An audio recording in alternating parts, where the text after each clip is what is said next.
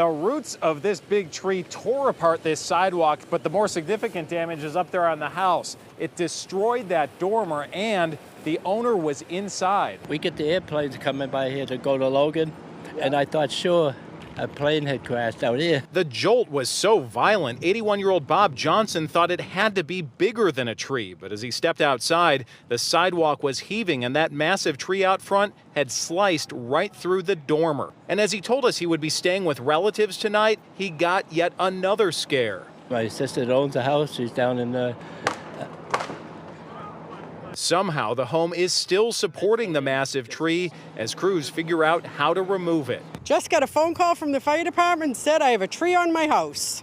Oh my God, there it is. About a mile away, this big tree came down on another house. Thankfully, no one was home.